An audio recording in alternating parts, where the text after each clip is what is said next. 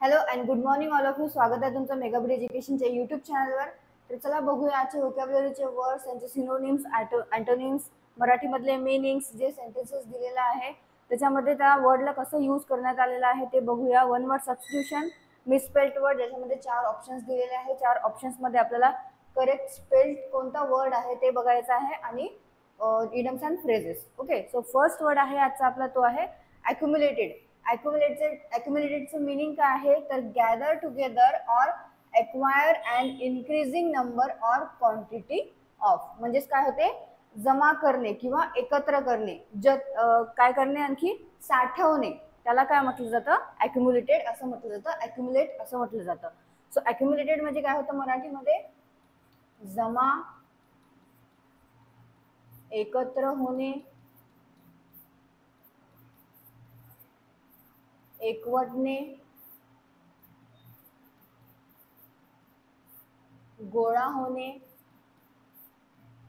साचणे किंवा साठणे, म्हणजे साठवणे. ओके, सो त्याला काय म्हटलं जातं, ॲक्युम्युलेटेड असं म्हटलं जातं. मीनिंग काय आहे ॲक्युम्युलेटेडचं, gather together or acquire and increasing number or quantity of, म्हणजे जमा, एकत्र होणे, एकवटणे, गोळा होणे, साचणे आणि साठणे.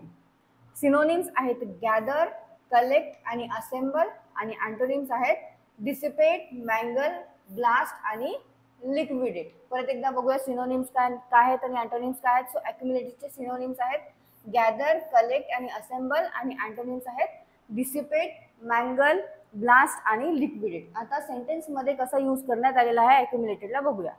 इन्व्हेस्टिगेटर्स have yet to accumulate enough evidence. So या सेंटेन्सचा मराठीमध्ये मीनिंग काय होतो, तपासकर्त्यांना, तपासकर्ते म्हणजे कोण आहे, इन्व्हेस्टिगेटर्स. ओके, सो इन्व्हेस्टिगेटर्सला मराठीमध्ये म्हटलं जातं तपासकर्ते. तो तपासकर्त्यांना अद्याप पुरेसे पुरावे गोळा करायचे आहेत, असा सेंटेन्सचा मराठीमध्ये अर्थ होतो. परत एकदा सांगते काय होतं मीनिंग त्याचं, तर तपासकर्त्यांना अद्याप पुरेसे पुरावे गोळा करायचे आहेत. ओके, असा इन्व्हेस्टिगेटर्स have yet to accumulate enough एव्हिडन्सचा मराठीमध्ये अर्थ होतो. नेक्स्ट आहे वर्ड नर्चर्ड. नर्चर्डचं मीनिंग आहे care for and protect someone or something while they are growing, म्हणजेच काय करणे, नर्चर्ड म्हणजे काय करणे तर पालन पोषण करणे किंवा संगोपन करणे, त्याला म्हटलं जातं इंग्लिशमध्ये नर्चर्ड. सो मराठीमध्ये नर्चर्डचं मीनिंग काय होतं,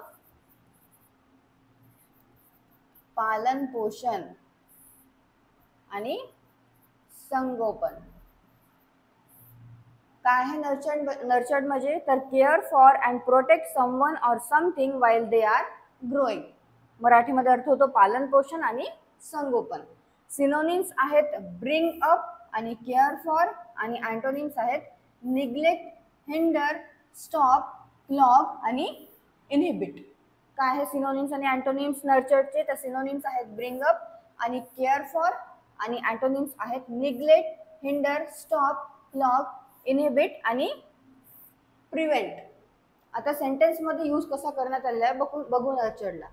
तो काय आहे sentence, Jarrett was nurtured by his parents in a close knit family.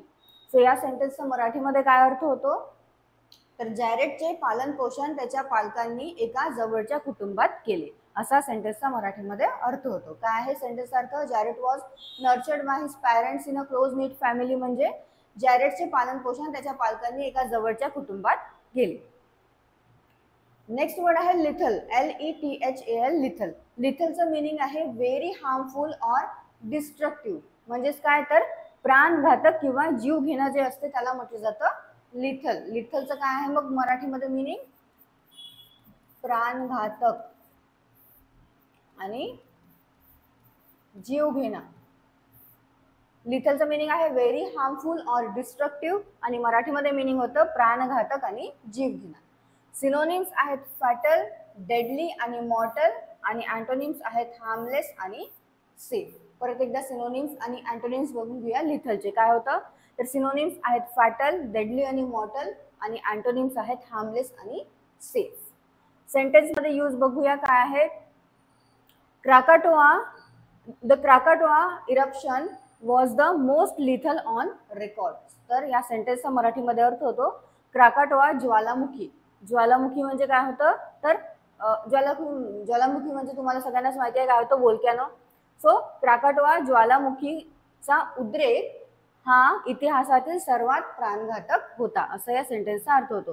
The Krakatoa eruption was the most lethal on record म्हणजे काय होतं मराठीमध्ये तर क्राकाटोआ ज्वालामुखीचा उद्रेक हा इतिहासातील सर्वात प्राणघातक होता असं सेंटेन्सचा मराठीमध्ये अर्थ होतो.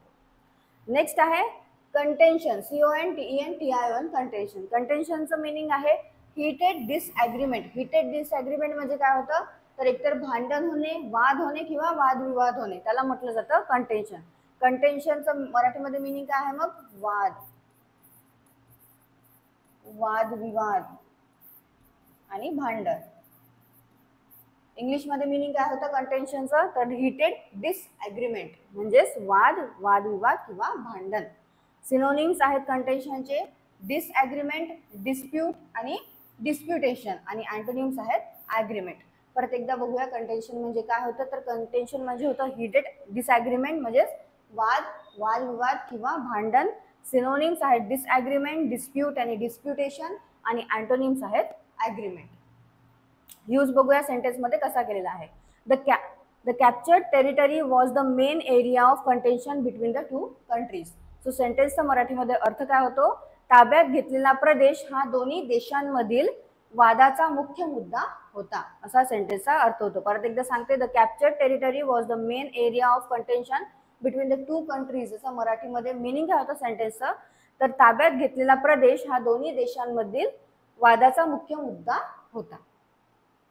नेक्स्ट बघूया one word substitution. One word substitution मध्ये फर्स्ट आहे होर्डिंग. HOARDING. होर्डिंग म्हणजे काय होतं तर to secretly store more than what is allowed. जेवढं आपल्याला अलाउड आहे स्टोअर करण्याकरता त्याच्यापेक्षा जास्त स्टोअर करून ठेवणे. स्टोअर करून ठेवणे म्हणजे जतन करून ठेवणे किंवा त्याचा संचय करून ठेवणे त्याला म्हटलं जातं होर्डिंग. आणि होर्डिंगचा एक दुसरा अर्थ सुद्धा आहे जे की ज्या ॲडव्हर्टाईज वगैरे लावल्या जातात त्याला सुद्धा काय म्हटलं जातं होर्डिंग असं म्हटलं जातं.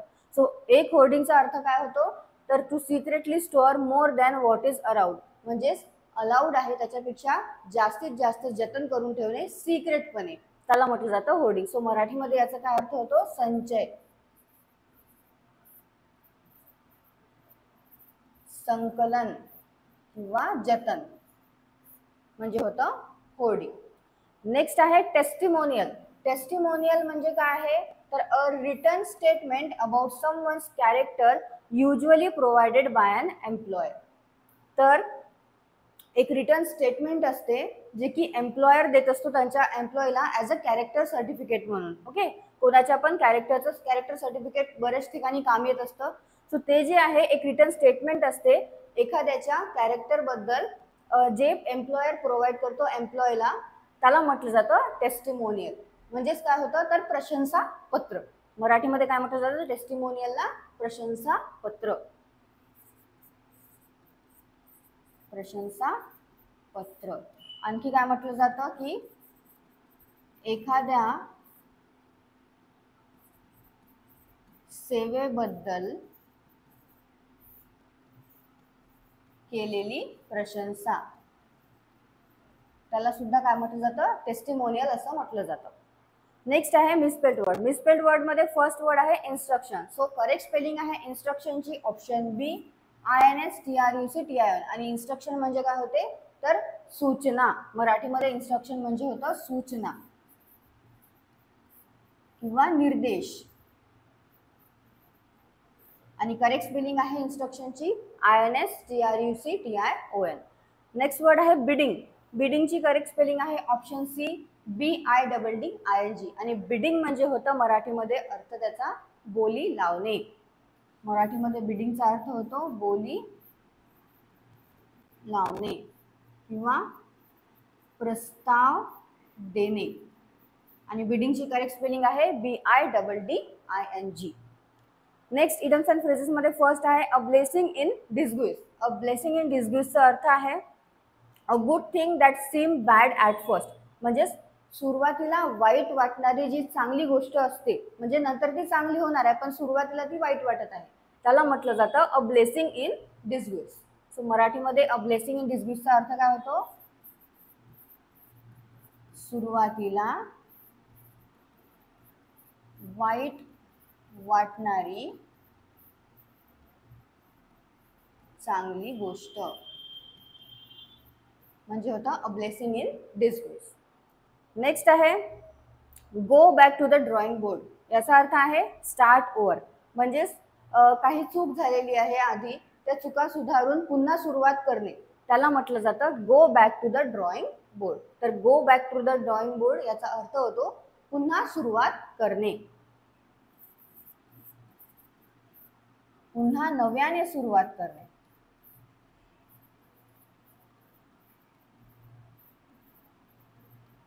Okay, so go back to the drawing board म्हणजे होते पुन्हा नव्याने सुरुवात करणे.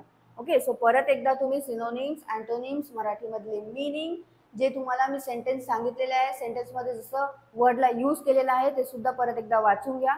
मराठीमध्ये मी त्याची सेंटेन्सेसचे मीनिंग सुद्धा सांगितलेले आहे, ते सुद्धा परत एकदा तुम्ही नोट डाऊन करून घ्या. आणि डेलीचे जे आधीचे वर्ड्स आहेत ते सुद्धा परत एकदा रिवाईज करत चला. आणि आता डेली आपले क्लास होणार आहे, डेली आपले सेशन्स होणार आहे, तो ते सुद्धा बघत चला आणि नोट डाऊन करत चला एक बुक करून. सो तुम्हाला सेशन आवडलं असेल, सेशनला लाईक करा, चॅनलला सबस्क्राईब करा, सोबत तुमच्या फ्रेंड्सला शेअर करा. All the best all of you and thank you.